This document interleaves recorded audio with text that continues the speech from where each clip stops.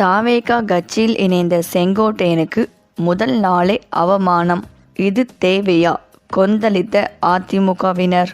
அதாவது, தமிழக அரசியலில் மாற்றம் காற்று வீசும் நேரத்தில் செங்கோட்டையனின் திடீர் நடவடிக்கை புதிய அரசியல் அதிர்வை உருவாக்கியுள்ளது.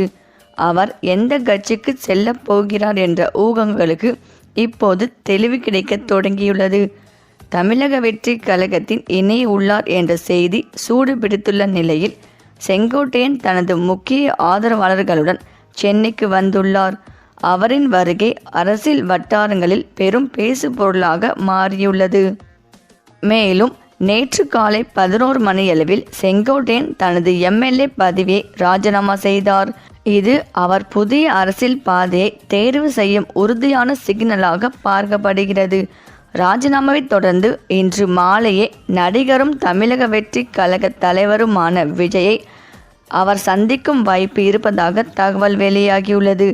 இந்த சந்திப்பு அவரது அடுத்த அரசியல் பயணத்துக்கு முக்கிய முடிவுகளை ஏற்படுத்தும் என எதிர்பார்க்கப்படுகிறது. அதாவது, செங்கோட்டையன் இன்று அதிகாரப்பூர்வமாக தமிழக வெற்றி கழகத்தில் இணைய உள்ளதாக கூறப்படும் நிலையில் இது கட்சிக்கு பெரிய பலமாக அமையும் என கூறப்படுகிறது. அவரது ஆதரவாளர்களும் இது குறித்து ஆவலுடன் காத்திருக்கின்றனர். செங்கோட்டையனின் இந்த நடவடிக்கை தமிழ்நாடு அரசியல் நிலைமையை மேலும் பரபரப்பாக மாற்றி எதிர்கால கூட்டணிகள் மற்றும் அரசியல் அமைப்புகளில் பெரிய மாற்றத்துக்கு வழிவகுக்கக்கூடும் என்று அரசியல் வட்டாரங்கள் கணிக்கின்றன. மேலும் அதிமுகவின் மூத்த தலைவர்களில் ஒருவராக இருந்தவர் செங்கோட்டையன். அதிமுக மூத்த நிர்வாகிகள் ஒருங்கிணைத்து செயல்பட வேண்டும் என தொடர்ந்து வலியுறுத்தி வந்தார். ஆனால் இதற்கு அதிமுக பொதுச் செயலாளர் எடப்பாடி பழனிசாமி மறுத்துவிட்டார். இதனையடுத்து பன்னீர்செல்வம், டிடிவி தினகரன், சசிகலா ஆகியோரை சந்தித்தும் செங்கோட்டையன் பேசியிருந்தார்.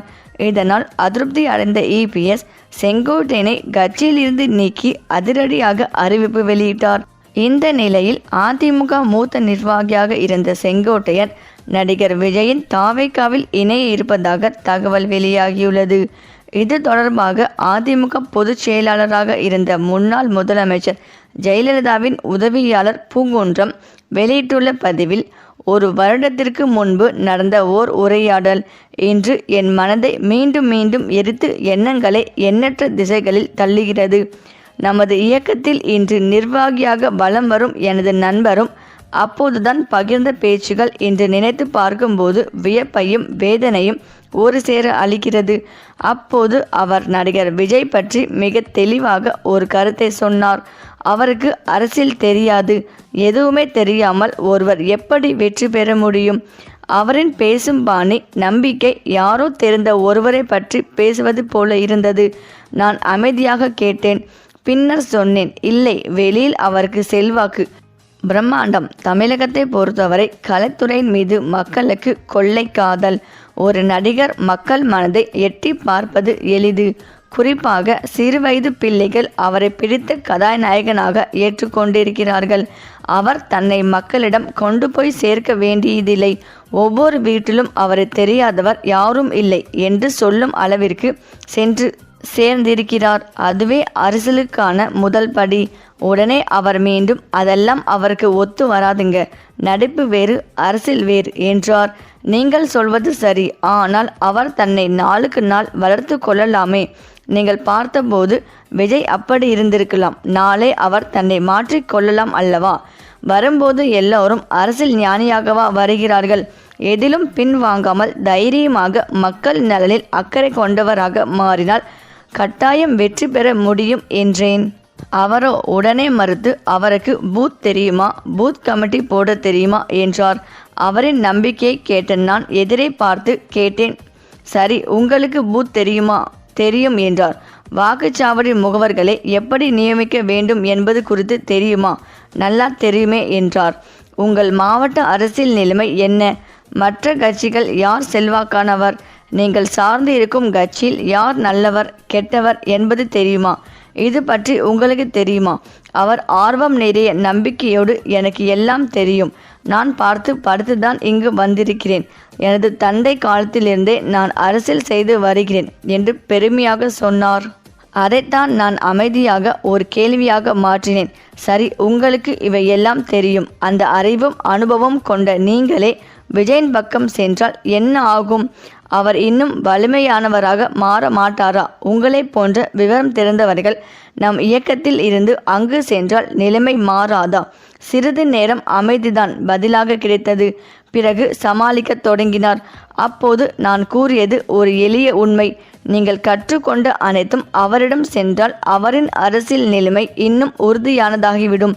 இன்று காலம் தாண்டி பார்த்தால் அந்த வார்த்தைகளே என் காதில் எதிரொலியாக ஒலிக்கின்றன. இப்போது வெளியில் நடப்பதை கேட்டு நான் மகிழவா அழுவதா என்று கூட தெரியவில்லை என பூங்குன்றன் பதிவிட்டுள்ளார். இதற்கிடையில் விஜயின் அரசியலை கரூர் சம்பவத்திற்கு முன் பின் என இரண்டாக பிரிக்கலாம். கரூர் சம்பவத்துக்கு முன் தாவேகாவில் இணைய தயாராக இருந்த சில முக்கிய புள்ளிகளை கூட காத்திருக்க வைத்து கடுப்பேற்றி அனுப்பியிருந்தார்கள். ஆனால் கரூர் சம்பவத்திற்கு பிறகு சில யதார்த்தங்கள் பனையூரில் முக்கிய நிர்வாகிகளுக்கு புரிந்திருக்கிறது. அனுபவம் இல்லாத நிர்வாகிகளையும் தொண்டர்களையும் வைத்து கொண்டு திமுகவை எதிர்த்து நிற்பது இமாலய சவால் என்பதை உணர்ந்தனர். இதன் பிறகுதான் மாற்று கட்சியினரை உள்ளே இழுப்பதன் முக்கியத்துவத்தை விஜய்க்கு தெரியப்படுத்தி அதற்கான வலையை விரிப்பதிலும் இறங்கி இருக்கிறது 2-3 தரப்புகள். இந்த சமயத்தில்தான் செங்கோட்டையனும் ஓபிஎஸ் டிடிவியும் கரம் கோர்த்ததால் அதிமுகவிலிருந்து நீக்கப்பட்டார்.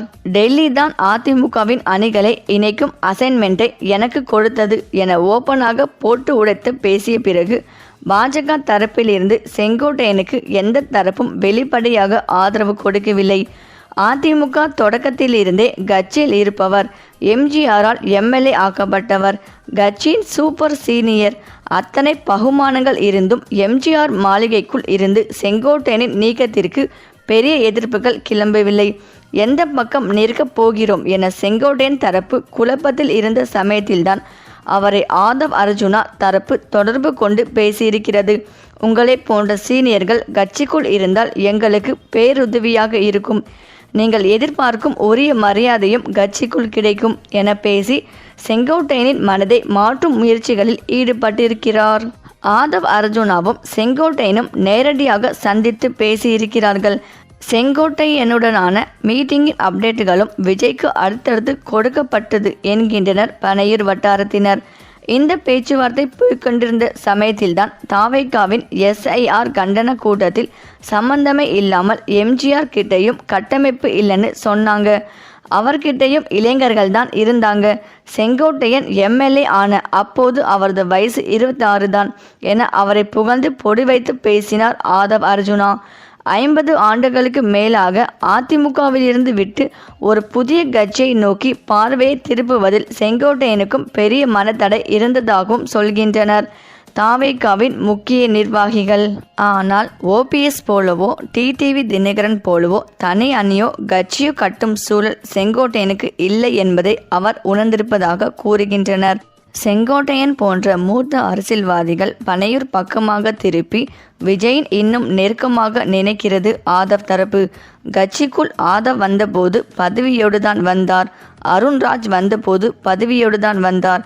செங்கோட்டையனின் கிரீன் சிக்னல் காட்டும் பட்சத்தில் கொங்கு மண்டலத்துக்கென ஒரு பவர்ஃபுல் பதவி உருவாக்கி அவருக்கு கொடுக்கவும் தயாராக இருக்கிறது விஜய் தரப்பு என்ற தகவலும் கட்சிக்குள் ஓடுகிறது. சரி, இந்த வீடியோ பற்றிய உங்கள் கருத்துக்களை கமெண்ட்ல சொல்லுங்க. மேலும் இந்த வீடியோ உங்களுக்கு பிடித்திருந்தால் லைக் பண்ணுங்க, ஷேர் பண்ணுங்க, மறக்காம நம்ம சேனலை சப்ஸ்கிரைப் பண்ணிக்கோங்க. தேங்க்ஸ் ஃபார் வாட்சிங்.